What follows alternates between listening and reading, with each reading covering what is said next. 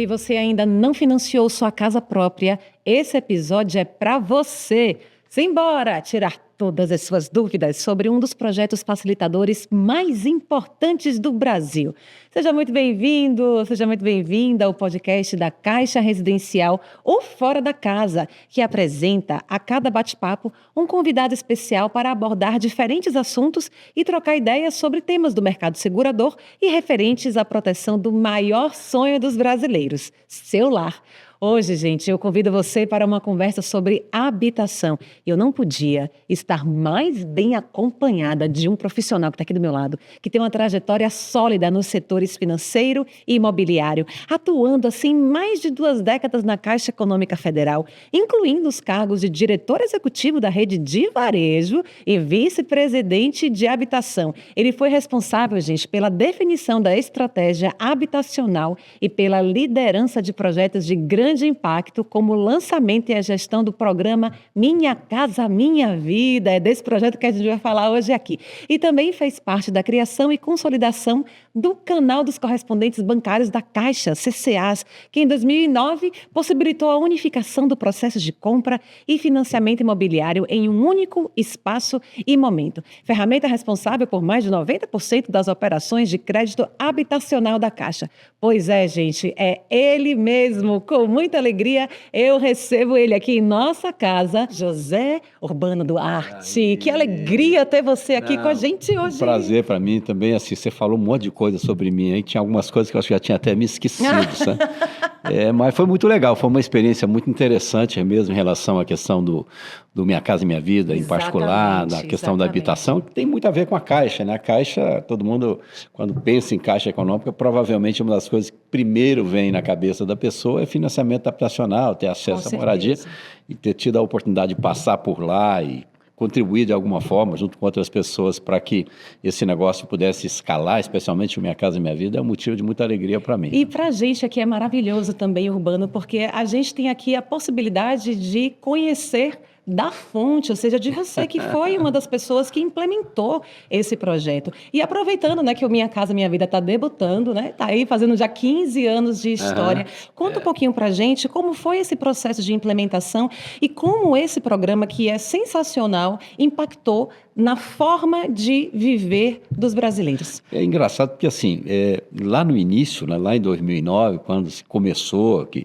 o governo resolveu de lançar o programa, tinha assim, uma expectativa muito grande em relação ao que ele se tornaria, mas num primeiro momento, como acontece às vezes frequentemente com uma coisa nova, você precisava de inovar a maneira de fazer o financiamento habitacional, criar esses canais novos que você mencionou. E sempre que você tem esse processo de mudança, às vezes você tem resistência, né? Claro. Então, o que nós rodamos hoje, na forma que funciona hoje, no início eu tinha a expectativa que fosse similar, mas teve muita resistência no primeiro momento. As imobiliárias não queriam participar, eu precisava de 10 imobiliárias para começar um piloto, para você ter uma noção. Você tem milhares no Brasil, eu consegui arranjar 7. Que falam, vamos junto, e meio que implorando para a gente rodar isso, para começar o processo. As incorporadoras, a gente chamava elas para conversar sobre sobre as novas regras, como é que faria, como é que essa coisa iria acontecer na prática. Elas estavam acostumadas com uma rotina, leva lá na agência, leva lá na área de engenharia para fazer. Elas queriam do mesmo jeito e também tinha muita resistência, muito receio, né, de que a coisa não rodasse como se esperava. Então, apesar disso, é sempre bom você ter aqueles que, vamos dizer, acreditam na ideia. Eu tive pessoas, não só colegas da Caixa, que também acreditavam e estavam junto comigo naquele momento, mas também esses primeiros correspondentes, essas primeiras incorporadoras, que a partir do momento que a coisa começou a andar e eles começaram a rodar e perceber que era importante, era interessante... Aí todo mundo se interessou, hoje, todo mundo começou a chegar. É muito comum, né? Eu me lembro também, você tem nesse setor mesmo, no passado, o cara chegava há uns anos atrás, o cara chegava numa agência e na própria Caixa, quando você estava começando a colocar aquelas máquinas na sala de autoatendimento, o cara chegava ali, você fala, não, faz aqui, saca o dinheiro aqui, tira o seu extrato aqui. O cara queria ir lá no caixa, era uma dificuldade dificuldade para o Tinha cara medo ir do lá dinheiro dentro. sumir, né? Vai entrar nessa caixa, vai pra onde? Hoje, se você tirar uma máquina, né, o celular da mão da pessoa, a pessoa vai ficar muito chateado com a instituição se isso acontecesse. Eu acho que é a mesma coisa em relação ao financiamento habitacional, ao acesso à moradia via Minha Casa Minha Vida. Se você mudasse essa esteira que você tem rodando hoje, que é muito parecida com aquela que começou lá em 2009, teve atualizações, teve melhorias, mas a esteira é muito próxima daquela. Se você tirasse isso, talvez as pessoas falem, puxa vida, é aquilo que eu quero. Mas, Claro, né? Enfim. claro. E pensando na primeira fase, não sei se é fase é o nome certo que a gente pode falar, mas nesses primeiros anos de implementação, quantas entregas vocês conseguiram fazer? Olha, o programa nasceu lá em 2009, você tinha um desafio de fazer 1 milhão de unidades. Esse era um número, aparentemente, hoje, vamos dizer, que acontece, às vezes, com alguma frequência no mercado como um todo, não só na Caixa, mas até então, não, você fazia 200 mil ano, né? E você tinha de março de 2009 até dezembro de 2010 para fazer 1 milhão. Em 2009 você começou a publicar regras, regulamentos, para começar a rodar mesmo, foi a partir do segundo semestre de 2009, o último trimestre de 2009, então você tinha um ano e pouquinho para fazer isso, então o desafio era muito grande, né? A gente tinha a expectativa que ia acontecer como aconteceu, mas foi assim, algo que necessitou de um envolvimento de muita gente, né? Não só de pessoas de dentro da própria empresa, da Caixa naquele momento, mas de diversos parceiros, as incorporadoras, os correspondentes bancários, né? E as próprias pessoas, né? Porque as pessoas também não tinham, e até hoje tem gente que eventualmente tem essa dúvida ainda, será que esse negócio é para mim? Como é que essa coisa funciona, né? Então era um momento interessante, mas como tudo que começa, vamos dizer, com esse espírito meio inovador que era na época, você tem resistência eventualmente no primeiro momento, mas depois essa coisa passa, né? E hoje vira o sucesso que a gente tem, talvez a principal porta de acesso à moradia da história do país. Com certeza. E mesmo com essas resistências, vocês ainda conseguiram entregar aproximadamente 1 milhão de... A meta foi batida. A meta lá, foi batida. 31 de dezembro, era 1 milhão, 31 de dezembro a gente assinou, tinha variação, porque você tinha 400 mil dessa 1 milhão, que era com recurso do governo, e que você fazia, passava para a prefeitura indicar quem eram as famílias, e você tinha outras 600 mil, que é mais parecido com o que a gente tem hoje, que a própria família, a própria pessoa vai lá no stand de venda e ela mesma escolhe, ela mesma compra.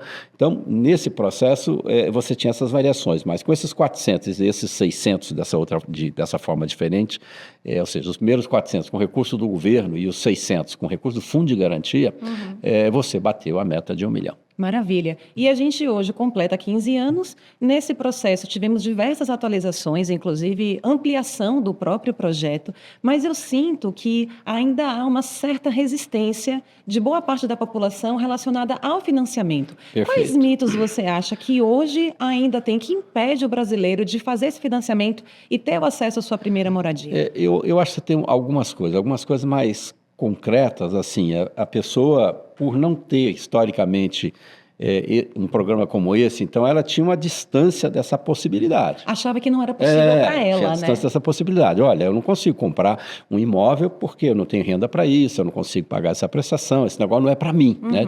Isso era muito comum. Até hoje ainda tem pessoas que eventualmente têm essa percepção. Acho, inclusive, que a pandemia também ajudou num outro ponto. Qual que era o outro ponto?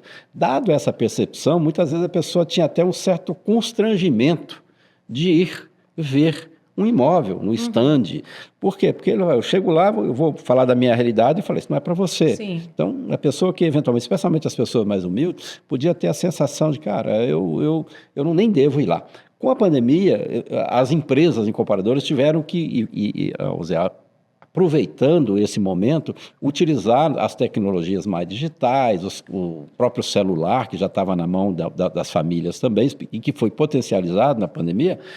Você, então, começou a levar essa oferta no telefone. E no telefone, é eu e o telefone. Eu não tenho o risco de estar na sua frente, tentando comprar um imóvel, você fala, não é para você, não deu, você foi reprovado. Né? Então, aqui não, o cara olha aqui, fez aqui as informações, foi acho que dá para mim. E depois que ele fechava esse primeiro racional aqui no celular, e percebia que podia, ele só dava um clique aqui e a empresa, olha, ela quer. Claro. Aí eu já entro em contato, mas já num ambiente novo, em que você já está sabendo que pode e você ia muito mais tranquilo para esse processo. E confiante, né? Depois que você faz a simulação, você vê ali, nossa, tenho chances, então vou lá. Eu acho que isso ainda existe, mas foi bem melhorado, né? E acho que hoje as pessoas estão muito mais cientes de que podem, que têm acesso a isso, e os números dizem isso. Claro. E além dos números, tem uma outra coisa fundamental que eu acho que ajuda nesse processo, é que as condições do programa hoje, neste momento em que nós estamos, elas são melhores, inclusive, que lá em 2009. Com certeza. E não é assim, eu não gosto de ficar falando uma coisa porque eu acho que é e você acha que não é. Não, para dizer que elas são melhores hoje do que era lá em 2009, eu fui para dados objetivos. Sim. O teto do imóvel lá em 2009 era 130 mil. Hoje é 350. Se você atualizar os 130 para hoje, pelo índice inflacionário, IPCA, por exemplo, você vai ver que esse teto de 350 é, em termos reais, quase 16% maior do que era lá atrás. O subsídio, que lá naquela época era de 23 mil, o máximo de subsídio, hoje é 55 mil. Se você atualizar esse subsídio, também o subsídio atual é cerca de... Se eu tirar só pegar a parte do fundo de garantia, é 40% maior do que era naquela época. Se eu pegar o subsídio completo, porque no início você tinha recurso público e FGTS, ele dá quase 20% a mais. Então, o subsídio é maior. A taxa de juros, naquela época, a menor taxa de juros era 5%. Hoje é 4%. Isso significa 20% menor os juros. Teve uma diminuição com o passar do tempo. Isso. O prazo, naquela época, era 30 anos. Agora é 35, o prazo máximo. Então, esse conjunto de coisas aumentou ainda a acessibilidade. Sim. Então, se você tem hoje um juros que é menor, um prazo que é maior, um subsídio que é maior, um teto de imóvel que é maior, você tem mais gente nesse contexto em condições de comprar um imóvel, inclusive comparativamente com o que era no início do programa. Claro. Né? Muito bom. E a gente ainda tem formas hoje de amortizar esses financiamentos, né? Até a gente teve no outro episódio um participante que falou exatamente isso, como ele conseguiu amortizar e reduzir o tempo de financiamento dele com um mínimo de planejamento financeiro. Agora, você falou um pouquinho da pandemia, e você acha que no pós-pandemia, o perfil de pesquisa, o perfil do brasileiro mudou na procura da moradia? Eu acho que talvez o perfil tenha mudado em função disso que eu mencionei. Por quê? Porque uma das coisas que foi, vamos dizer, se eu pudesse pegar algo positivo da pandemia, é o processo de digitalização. As pessoas estavam em casa, não tinham acesso, não podia fazer as coisas da mesma forma, e o celular veio de maneira mais intensa ainda para a mão de todo mundo, de gente, inclusive, de menor poder aquisitivo. E nesse processo, se você conversar com uma incorporadora hoje, a quantidade de leads que ela gera para o processo de comercialização e a efetividade desses leads, do ponto de vista de transformá-los efetivamente numa compra de um imóvel, aumentou de maneira significativa. Então, nesse contexto, eu acho que ele mudou porque tornou o mercado e as pessoas mais digitais. Né? Eu acho que esse é o grande legado positivo daquilo que veio decorrer da pandemia. E a gente tem mais acesso à informação, né? Com certeza. Hoje em dia é só chegar ali no celular, a gente pensou, o celular ali já dá informação. Não, você pensa bem, assim, no passado, lá em 2009, se eu quisesse olhar um imóvel para comprar, eu brincava, você tinha que ir em 10 estandes diferentes, um na região norte, outro na região sul da cidade. Imagina uma cidade grande, como é que isso funciona. A gente, inclusive, naquela época, já existia, mas potencializou o feirão da casa própria, que era uma forma de facilitar isso fisicamente. Sim. Quer dizer, você levava todas as incorporadoras para dentro de um espaço físico e ela chegava ali e mostrava, olha, esse aqui meu lá na região sul, estou lançando esse, que na região norte eu estou lançando esse, na região sudoeste eu estou lançando aquele. E as pessoas sabiam ir para um único espaço, um galpão enorme, com diversos estandes de todo mundo, e ela olhava ali, olha, tem esse, olha, tem aquele. Então, você facilitava um pouquinho essa jornada de procura, que hoje, com o mundo digital, poxa, eu não preciso nem do feirão como era antes, porque eu tenho já potencialmente esse feirão na minha mão. Sim. Não preciso nem me deslocar para ir até lá. Onde eu posso. Sabe que minha mãe é arquiteta e desde criança o que eu mais gostava de fazer era ver as plantas dos decorados. Amava ficar olhando. E quando eu pensei também em adquirir minha casa própria, o que eu mais gostava de fazer era ir no estande. do decorado fica lá pensando, gente, será que eu vou decorar assim? Será que vai ser assado? Como é que será que eu vou fazer? Então, tinha muita gente, né, assim, eu acho que essa questão do digital, ela tem um outro lado, assim. Tinha muita gente que falava assim, olha, não vai se conseguir vender uma casa pelo telefone. Por quê? Porque a pessoa tem que ir lá ver. Sim. Mas vamos pensar aqui, uma incorporação é um ato de comercialização de uma coisa que ainda não existe, que vai ser entregue no futuro. Então, será que eu teria resistência em comprar pelo celular algo que efetivamente ainda não existe? Eu preciso de ir lá em algum lugar para conversar com alguém, para ver, para decidir se vou comprar aquela coisa que não existe. O que é mais complexo? O fato de ser no celular ou de ser presencialmente? Ou o fato de que a coisa que eu estou comprando nem existe ainda? Então, eu acho que com o tempo as pessoas perceberam assim, olha, uma incorporação é a venda de uma coisa que será construída, que será entregue no futuro. O fato de eu estar vendendo isso aqui ou na palma da minha mão muda pouco do ponto de vista de quem estava vendendo e depois, no segundo momento, especialmente após a pandemia, também do ponto de vista de quem está comprando. Não é que isso resolve, é o que 100% das transações são feitas no celular, mas a interação e a facilidade de acesso, de Sim. compra de um imóvel, facilitou muito, porque com o celular eu simulo, com o celular eu pesquiso diversas ofertas, com o celular eu falo com quem está vendendo, Sim. com o celular eu subo com informações para que possa ser avaliado a minha documentação. Eu imagino que num segundo momento, isso talvez não vai demorar muito, é uma questão para agora, talvez daqui um pouco tempo, com meia dúzia ou 3 ou 4 informações no meu celular, eu subo com duas ou 3 informações do documento meu e a partir daí eu rodo uma esteira inteira e compro e acesso e tenho aprovado o meu financiamento para a compra daquele imóvel que eu estou querendo, sem necessariamente ter que sair de casa para esse ato. Lógico que eu vou lá ver se ele é pronto, depois, eu quero enxergar. Depois você vai ver se é isso mesmo. Agora, se ele nem está pronto, enquanto ele nem está pronto, eu nem tenho como ver, porque ele não existe, né? Talvez eu vá lá ver um decorado, uma coisa assim. Urbano, e falando um pouquinho do público, né, da grande massa da população brasileira, que é uma massa de baixa renda, o quanto a moradia ela pode ajudar no desenvolvimento social da nossa população? Olha, eu acho que a casa ela vai muito além desse conceito de moradia, né, que já é importante por si só, porque ela está associada a outras coisas relevantes, a questão da educação, né? A criança chega em casa, tem um espaço minimamente adequado para, vamos dizer, dar sequência àquilo que aprendeu lá na escola, fazer seus deveres, enfim.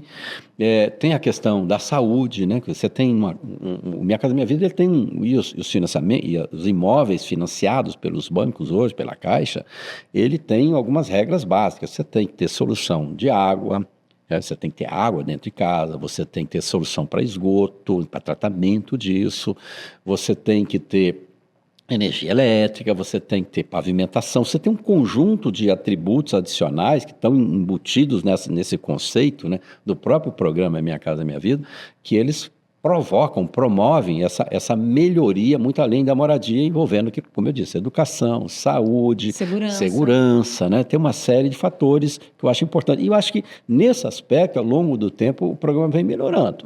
Se a gente olhar os empreendimentos iniciais e comparar com os atuais, o processo foi sendo mais elaborado, sofisticado, de aprovação e de exigência em relação à qualidade, né, que você tem hoje imóveis melhores do que era lá atrás. Sim, eu acho condomínios com piscina. Era natural que isso acontecesse, né? Você tem uma competição nisso, então quem está na ponta da compra hoje, talvez vai conseguir comprar, inclusive, numa condição melhor, como eu falei, os parâmetros são melhores, juros é menor, o prazo é maior, e imóveis também melhores. Eu acho que a condição, nesse momento, do ponto de vista de quem é o beneficiário maior desse programa, que são especialmente as famílias de mais baixa renda, como você falou, que eles, além de ter essa condição melhor, estão comprando imóveis melhores também. E não há nada melhor do que você ter um dia de trabalho e ter um lugar para você chegar em casa e com tranquilidade, relaxar sem preocupação de que algo possa acontecer, porque você está resguardado dentro daquele espaço, né? Lógico que você tem, nós estamos no Brasil, você tem uma série de pontos de atenção, a questão da segurança ainda é um problema relevante para todos nós, então, mas com certeza, na condição de você ter uma moradia, vamos dizer, com dignidade, ela te minimiza, ou pelo menos minimiza um pouco, né, essas questões envolvidas a esse lado da segurança que você está mencionando também, né? Pois é. Bom, e a gente sabe que, assim, a compra de um imóvel hoje é uma das grandes realizações do brasileiro. Mas, além de comprar, é muito interessante que a gente também pense na segurança desse espaço em relação a assegurar-se dele com seguros residenciais. Você vê, por exemplo, um crescimento da adesão do seguro nas compras dos apartamentos e das casas hoje? Eu acho que tem que dividir essa questão do seguro em dois nichos, vamos dizer assim. Dois nichos, tá. Primeiro, assim, a compra do imóvel em si, ela já traz, por si só, a necessidade e até a obrigatoriedade do seguro. Eu comprei a minha casa, teve uma intempérie, uma enchente, uma coisa qualquer, eu tenho um seguro que cobre, que chama danos físicos no imóvel. Se o imóvel teve um dano físico provocado por algo não, vamos dizer, convencional, foi alguém que foi lá e resolveu quebrar a parede por si só, o seguro vai lá e vai proteger isso, esse patrimônio. É importante você ter esse seguro para fazer isso. E o outro, que talvez seja mais frequente e muito importante também, que é um outro que a gente chama de MIP, né? Morte e invalidez permanente. O que significa isso? A pessoa que assinou o financiamento ali, o casal, o pai, enfim, a mãe, ou os dois juntos que assinam ali, tem filhos, ele está pagando ali o financiamento dele por uma situação, né, que ninguém espera, mas todos nós estamos passíveis dele. Um deles veio a faltar, faleceu. Bom, como é que fica aqui esse imóvel? Quem é que vai pagar essa prestação? Porque esse momento em que falta alguém numa família, por esse motivo, você tem um período longo até que a família se restabeleça. Né? Então, esse seguro, ele tem o poder, inclusive, de quitar esse financiamento para que esse tipo de problema que impactando, inclusive, no orçamento da família, seja resolvido. Então, por exemplo, eu comprei o imóvel, a renda, só eu tinha renda. Pago X de prestação, morri amanhã. Eu tinha 2 filhos, minha esposa e 2 filhos. Como é que fica? Como é que ela vai pagar? Ela tinha uma renda que não é suficiente para pagar aquilo que eu pagava. E meus filhos, como é que fica? Não, nesse caso, o seguro está aqui e esse seguro vai quitar e vai dar essa tranquilidade para a família nesse sentido. Então, acho que esses dois são fundamentais. E acho que cada vez mais você precisa trazer alguns outros para dentro desse escopo, mesmo que aqueles que não sejam obrigatórios, né? Você tem hoje uma série de coisas, vamos dizer, que as casas atuais podem ter e que no passado nem tinha possibilidade. Por exemplo, você tem a questão da geração descentralizada de energia. Hoje tem muitas casas que as pessoas estão se discutindo, inclusive na Minha Casa Minha Vida, como é que eu posso, na própria casa, utilizando energia fotovoltaica e tal, para gerar energia ali. Há cobertura para isso? É possível fazer isso? Porque eu imagino que essa questão, especialmente nesse momento, nessa questão da energia mais limpa, que você vai trazer outros equipamentos para, vamos dizer, permitir essa condição, em que eventualmente não fazia parte das construções das casas tradicionalmente, mesmo do programa Minha Casa Minha Vida, que passarão a ter, de que maneira que o seguro dialoga com isso? Como é que o seguro pode, além daqueles 2 obrigatórios, também cobrir isso, né? O MIP não é obrigatório? Ou é obrigatório. O MIP é obrigatório, o DFI é obrigatório, né? Já vem juntos para proteger a família, né? Como eu disse, se eu tiver um problema com o imóvel, que foi uma intempérie, uma enchente, uma coisa qualquer, o seguro vai cobrir, eu não tenho recurso para isso, é uma família que tem uma renda menor, vai cobrir. Eu morri, olha, como é que fica? Vai cobrir. Então, acho que esse papel social do seguro, nesse aspecto, às vezes ele é até pouco evidenciado, mas ele é extremamente importante. Extremamente importante. Urbano, e para a gente encerrar, a gente está num momento de mudanças gigantescas no planeta, né? Mudanças climáticas, mudanças de perspectiva, aumento da expectativa de vida, nós estamos envelhecendo com muito mais qualidade, e aí eu queria que você trouxesse com a sua experiência, qual a sua visão para os próximos anos, como os modelos de seguros eles vão se comportar a partir de agora, quando a gente pensa em residência e habitação para os próximos anos? Do ponto de vista da expectativa de vida que você mencionou, a gente está insistindo em ver mais, graças a Deus, né? Eu acho ótimo. Então, e o seguro, ele tem uma variável, vamos dizer, relevante, que é essa questão de expectativa de vida, né? Enfim, pensa, 65 anos era a expectativa média de vida até pouco tempo atrás. Essa expectativa está se aproximando de 80. E tem isso, conversa com preço. Então, a competição nesse mercado deve ser maior e o seguro seguros devem, inclusive, ficarem mais baratos para as famílias poderem comprá-los, né? Porque você tem uma variável lógica. Quer dizer, hoje um seguro para uma pessoa de 50 anos vale X, porque a expectativa média era 65. Se a expectativa média passa para 80, o risco aos 50 é menor, então isso deve impactar em preço. Esse é um ponto. Outra coisa, do ponto de vista de novas tecnologias, né? Especialmente de tecnologias visando financiamentos habitacionais. Estou chamando de tecnologias por quê? Porque na prática o financiamento hoje ele é muito em cima do que a gente chama de funding direcionado, que é um dinheiro, vamos dizer, que historicamente foi muito importante para o mercado brasileiro, que era a poupança, o próprio fundo de garantia, que, vamos dizer, permitia às pessoas terem o financiamento a partir desses recursos e comprar a sua casa. E, especialmente a poupança passa por um momento de estresse e no mercado você está buscando outras alternativas. A Caixa Econômica, ela lançou uma nova linha de financiamento para pessoas de mais alta renda com recursos de mercado, fora desse aquário que era o SFH. E essas linhas de financiamento, elas devem precipitar num futuro outros agentes também lançando, porque aí o dinheiro é um dinheiro como outro qualquer, é um dinheiro de mercado, não é o dinheiro da poupança, é um dinheiro que qualquer outra instituição tem acesso e pode também financiar. Num contexto desse, fora do SFH, como é que o seguro conversa? Então você tem aqui uma oportunidade para seguros habitacionais por financiamentos originados fora desse aquário que é o sistema financeiro habitacional. E a questão das novas tecnologias, aí mais do ponto de vista dos padrões construtivos, né?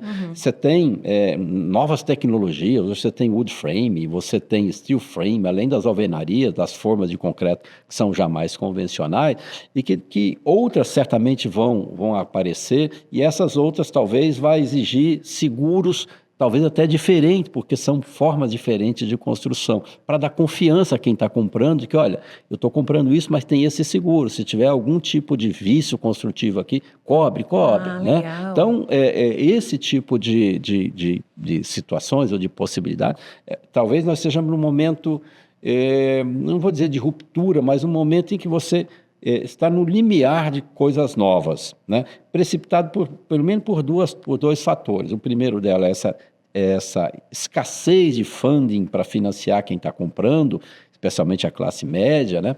E uma outra delas que tem a ver com mão de obra nesse setor que constrói casas. Nessa mão de obra, é a mão de obra que está envelhecendo e que está ficando mais restrita. Num contexto desse, você precisa mudar a forma que você produz. Então, tem muita gente hoje já começando a olhar o que a gente chama de construção off-site. O que é isso? Para trazer para um português aqui, claro. O normal, você faz uma casa lá no canteiro. Você vai lá no canteiro, você viu lá o apartamento subindo, você viu lá a casa subindo, passa lá toda semana, a hora está um pouquinho diferente.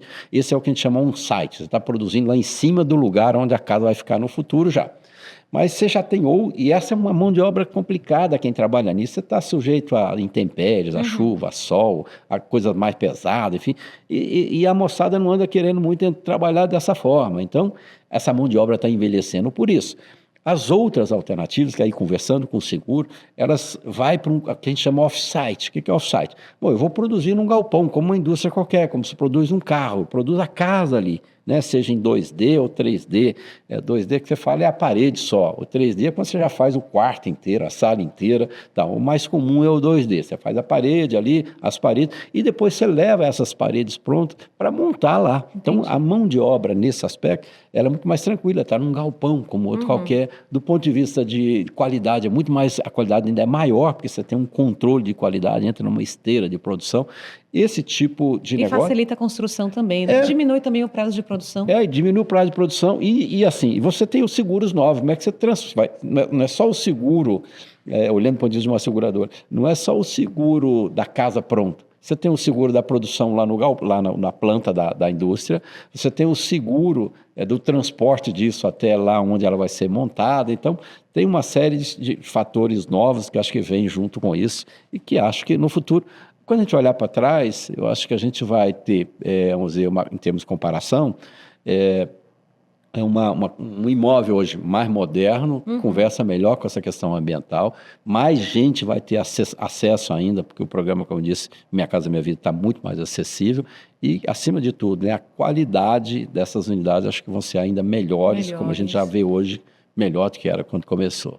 Urbano, muito obrigada pela sua presença Valeu. aqui. Foi Muito ótimo, obrigado a você. arrasou, viu? Sucesso, obrigadão. Gente, esse foi mais um episódio do Fora da Casa, o podcast do Caixa Residencial, e a gente se vê em breve. Curiosa para saber quem será o nosso próximo, a nossa próxima entrevistada. Até mais, tchau, tchau. Vamos dar um tchau aqui para o geral. Tchau, Valeu. gente.